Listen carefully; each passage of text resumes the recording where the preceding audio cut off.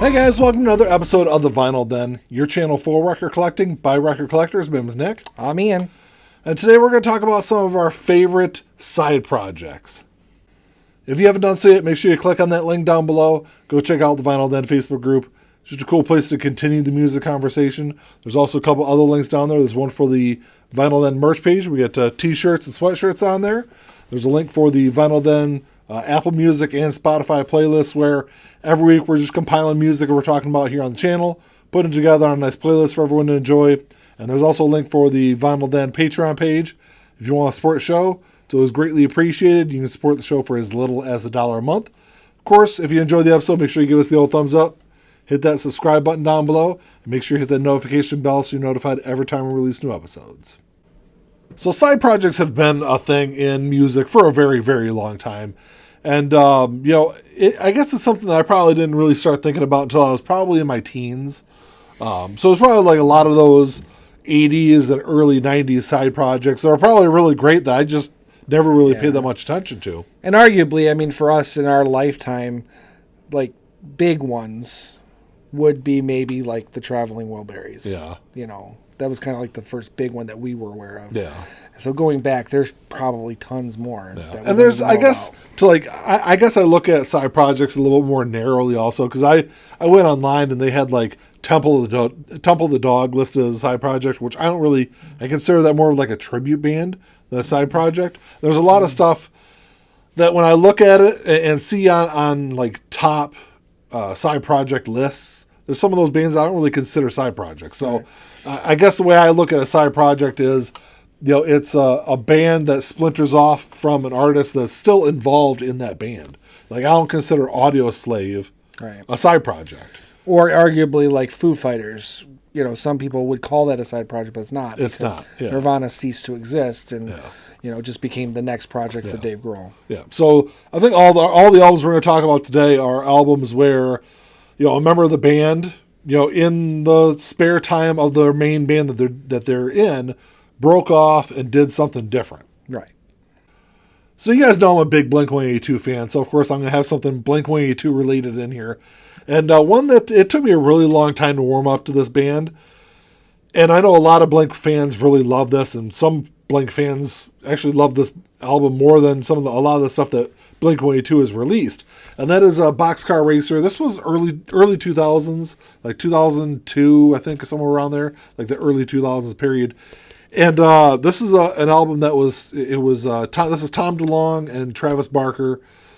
Broke off, both of them from Blink-182, broke off, did this one album, and it's just an absolutely fantastic album. This was stuff that Tom DeLonge, that he had written, and it was a little too dark, a little too heavy than what Blink was doing at that time. So if you haven't checked out the Boxcar Racer album, it is a really good one. It's a very different from what Blink was doing at that time. A little, like I said, heavier, a little darker. It's it's just overall just a really great album though. I haven't had a chance to check it out. I need to. Yeah.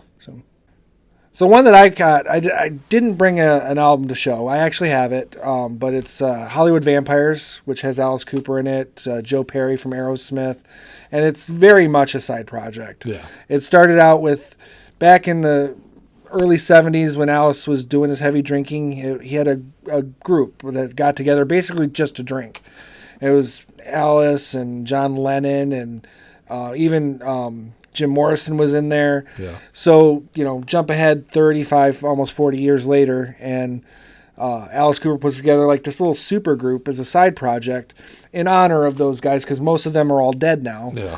And the first album they released was mostly covers, and covers of songs by these artists who were in the Hollywood Vampires with, I think, 4 original tracks. Yeah. Their second album is, I think, all original tracks with maybe one cover in it. I think there's only one cover. They're both great albums. Yeah. I like both of them. I'm not a big fan of covers. I mean, it takes a special breed to make a good cover. Yeah.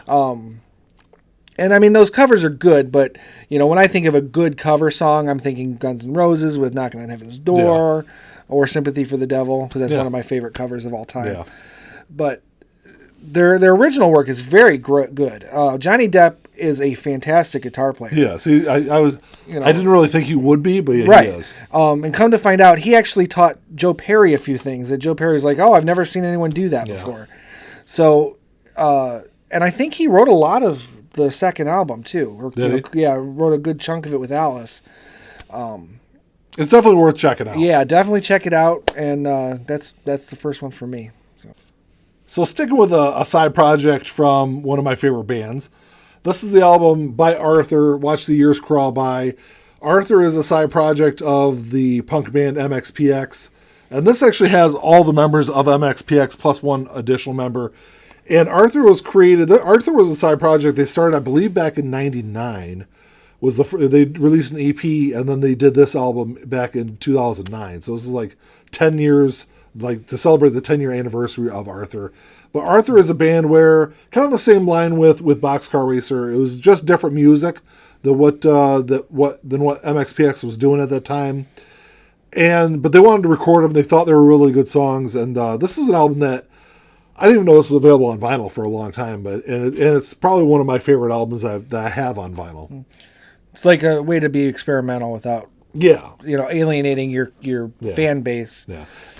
I will say that if you watch my Tuesday or Thursday videos, I actually have a signed picture of Arthur framed behind me on the wall. So for my next one, I've got Help a Stranger by the Raconteurs, a little side project by Jack White. How many albums have they done, by the way? Three. This is their third one. This one came out in 2019. This was my top album of 2019 by far. That's fantastic. Yeah, I love it. I've listened to it probably 100 times or more. And actually all three of their albums are fantastic. I would put it up with anything Jack White's done, and I love a lot of his stuff, but I'd still put a lot of this up with any of that. But yeah, 2019 came out. I think we've talked about it on the show plenty of times. In fact, I think we did a show where our top album of 2019, and this was mine. Did we do it? We may have done it on the podcast, okay, maybe on that's the true. YouTube channel, but I remember doing something about it. Yeah. So, I mean, Jack White's big. He's hot in the news right now. Check this out for some past material. Absolutely. I will say real quick before I get my last pick with the Raconteurs album. When I hear people talk about how rock music is dead, and there's nothing going on in rock music, that's a great example of how good rock music can and is right now. So, I definitely have to say, check that album out because it's probably one of my favorite albums of probably the last 6 or 8 years. Yeah, definitely. As far as rock music goes, but definitely mine too. But my last album here, you can go ahead and put that one down now, Ian. Thank you, sir. So my last album is it's a kind of I don't know if people would even think about this as a side project, but I guess I do because it's two solo artists that got together and did a project. But that is Kids See Ghosts. This is Kanye West and Kid Cudi.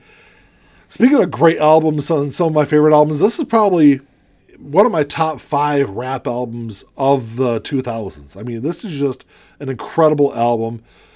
You can say what you want about Kanye West. A lot of people don't like him and a lot of the antics he does, but the guy has created some great music. And if you are a rap fan, this is definitely an album to check out. Because I'm not a huge Kid Cudi fan, and some of the stuff that Kid Cudi does on this album is great also. So from beginning to end, this is the Pink Record Store Day release, but beginning to end, just a great album. This is a good example of why artists do side projects too, probably because you just said you don't like a lot of what Kid Cudi does, but you like what he's doing here. That could be as a result of the combination between him and Kanye. And Kanye does some great stuff too. He did Watch the Throne with Jay-Z, which is another great album, but I don't have it on vinyl. But rap artists there's probably a much larger group of like side project stuff with rap artists because they do collaborate. Yeah, but a lot of times you do like features, so it's like one track. It's generally not like an entire album. Right, so this is an entire album of just like I said, there's not a bad track on this album. Mm-hmm. So for my last one, I don't have any artwork for this because they're actually just now starting to re-release this side project, supergroup, whatever you want to call it. On vinyl. So, but it's transatlantic, and it combines. It's a side project from Neil Morse from Spock's Beard, Ron Stolt from Fowler Kings, Mike Portney from Dream Theater, and I can't remember the other guy, but he's from the band Marillion. He's the bass player. Okay. And it's them four together doing like a super group kind of thing. They've put out 5 albums. Oh, wow. Over the course of 20 years, though. So, yeah, I mean, it's kind of, it's a side project that they just keep kind of going back to. Yeah. But primarily staying with their bands, other than Mike Portnoy, who's not in Dream Theater anymore. Yeah. But, yeah, it's very progressive. It's, 30-minute songs and bunches of solos and all kinds of stuff. If you like that kind of thing, you'll like it. Very symphonic prog, though. It's not, so more like in tune with, like, ES, on that level. Okay. So, but, yeah, check out Transatlantic. They've got about 5 albums out now. Cool. Well, that's all we got for you today, guys. Thanks for checking the show out. Drop us a comment down below. Let us know what some of your favorite side projects are. Because there's a ton of them out there. There's I actually had a whole list of about 15 that I was going over just to pick the 3 that I talked about today. So there's a bunch of them out there, so let us know what you guys think. If you enjoyed the episode, make sure you give us the old thumbs up. Hit that subscribe button down below. And that's all we got. Until next time. Talk to y'all later. Keep on spinning. Peace.